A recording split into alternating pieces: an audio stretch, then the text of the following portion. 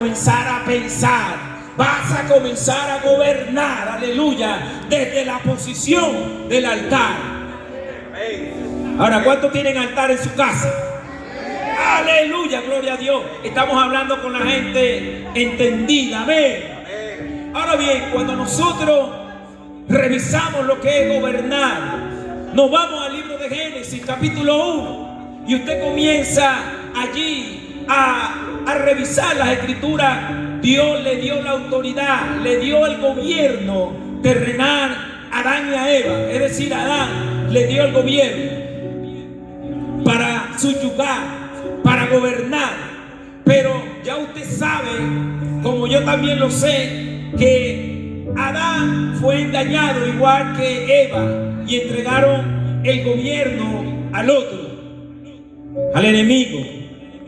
Y entonces yo puedo imaginarme que Adán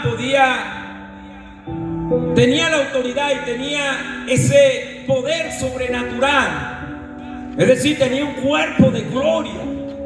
Yo puedo imaginarme ese cuerpo de gloria que podía traspasar las paredes, que podía sumergirse en el agua y comenzar a darle el nombre a cada especie acuática. Podía meterse dentro de todos los animales en la selva y darle el nombre a cada animal que hoy en día lo tiene. Yo me imagino que Adán, en el gobierno y en la autoridad que tenía, que se le había dado, él podía salir de la tierra y gobernar el cosmos, porque ese es el reino, ese fue el poder que se le dio al hombre aquí en la tierra. Yo no sé si usted me entiende, pero ese es el poder que usted tiene hoy en día, de gobernar desde los aires y ver la manifestación aquí en la tierra, en su familia, en esta nación, en su hogar, en su negocio, en su finanza y en todo ámbito. Amén. Pero sabemos, dígale al que está a su lado, pero, dígaselo otra vez, pero se le entregó el gobierno al enemigo por un engaño. Y en ese preciso momento el hombre quedó atrapado en la tierra y el enemigo comenzó a gobernar desde los aires. Usted recuerda que la palabra de Dios dice, cuando Jesucristo habla, que ya viene el príncipe de este mundo del cual yo no tengo nada. Él gobierna los aires. Es decir, que el hombre quedó en la tierra preso, sin autoridad, y comenzó a gobernar el enemigo desde los aires. Y usted conoce toda la historia hasta que vino el diluvio, hasta que vino la caída de la torre de Babel y todas estas cosas usted las conoce. Porque usted no está leyendo la Biblia desde la semana pasada. Usted conoce desde hace tiempo, porque usted es un gobernante delegado por Dios. Alguien dice gloria a Dios.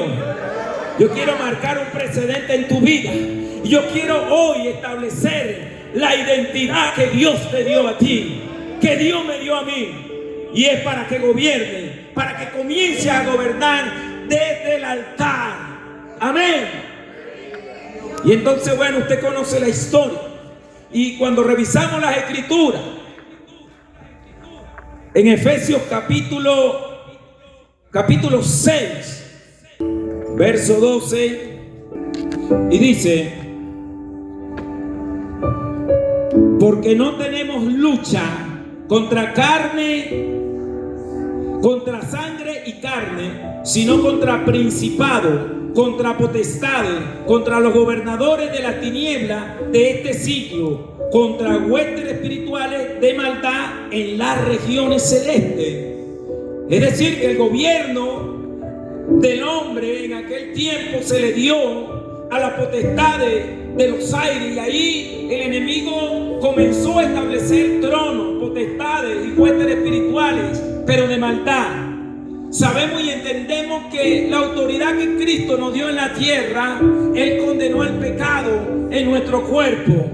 Pero escúchame algo, Adán, cuando perdió la autoridad, no le quedó otra que comenzar a levantar ofrenda, a hacer sacrificio, a orar a Dios, a levantar yo no sé cuántos están entendiendo, pero él, una una vez que perdió esa autoridad, él buscó la intimidad con Dios y levantó un altar para adorar a Dios, para hablar a Dios, para dar sacrificio. Yo no sé cuánto me están entendiendo, pero para tú comenzar a gobernar, tienes que gobernar desde el altar. Adán entendió que había perdido la autoridad, pero en el mismo momento él comenzó a buscar, a sacrificar, a dar sacrificio, a dar alabanza, a adorar, a orar con Dios. Porque ¿sabe qué? Porque Dios le entregó algo, así como te lo entregó a ti y a mí. Una medida de fe, que lo único que el enemigo no le pudo quitar a Adán fue la fe. Yo no sé si usted me está entendiendo, pero tú necesitas leudar esa fe para comenzar a gobernar desde el altar. Aleluya. Y ahora vemos que en los aires las potestades del infierno comienzan a dominar. Pero ¿sabe qué? Yo quiero que usted entienda hoy la identidad que Dios le ha dado, porque Dios te entregó las llaves, te entregó el poder, te entregó la autoridad, pero debes caminar desde el altar. ¡Gloria! ¡Aleluya! ¿Y sabe qué? En el libro Deuteronomio capítulo 7 vemos aquí la manifestación de esas potestades. Deuteronomio capítulo 7 verso 1 dice: cuando Jehová tu Dios te haya introducido en la tierra en la cual entrarás para tomarla, aleluya, y haya echado delante de ti a muchas naciones, al Eteo, al Jereseo, al Amorreo, al Cananeo, al Fereceo, al Heveo y al Jebuseo, 7 naciones mayores y más poderosas que tú. Aleluya. Ahora, cuando nosotros revisamos este contexto histórico donde Dios está hablando a través de, le está hablando a Moisés. Moisés pronuncia estas palabras en las llanuras de Moab. Antes de cruzar el Jordán, escuche bien esto, antes de cruzar el Jordán, antes de entrar en las tierras que Dios le había prometido, el pueblo se enfrentaba a una oposición total. Es decir, que cuando Dios te quiere introducir en una atmósfera, en un nivel más alto, siempre el gobierno del enemigo va a querer detenerte. Ahora, esto enfrentaba una oposición. Y no solamente esto, sino simbolizada en 7. El número 7, Dios le dice 7 naciones. ¿Sabe lo que representa 7? Representa plenitud, representa perfección. El número 7. Es decir, que cuando Dios habla en el 7º día, se cumple toda la plenitud y la perfección del Eterno. ¿Alguien me está entendiendo? Si le va a aplaudir, apláudale muy fuerte. Ahora bien, pero el enemigo también utiliza la palabra de Dios. Si usted lo sabe, cuando él fue a tentar a Jesús en el desierto, le habló por la palabra. Él también utiliza las herramientas y los métodos de Dios, pero lo tergiversa.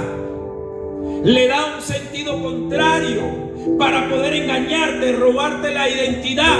Y no solamente la identidad, en el momento que pierde la identidad, pierde la autoridad. ¿Sí me hago entender? Entonces, el enemigo también usa estas 7 naciones que representan la plenitud de la maldad, la plenitud de la oposición, para que tú gobiernes, para que tú entres en la promesa que Dios te ha dado para estos tiempos. Estas naciones representan culturas degradadas, morales y espirituales, y era inminente su desalojo. Era una necesidad para preservar la identidad del pueblo escogido de Dios. Y el plan mesiánico, ¿alguien está entendiendo eso? La victoria no iba a depender del pueblo de Israel, sino del poder, quien había hablado de que tú ibas a echar esas 7 naciones que representan los 7 principados en las potestades de los aires. Es decir, que la fuerza no depende de ti ni de mí, sino de quien te dio la autoridad, de quien te mandó a gobernar.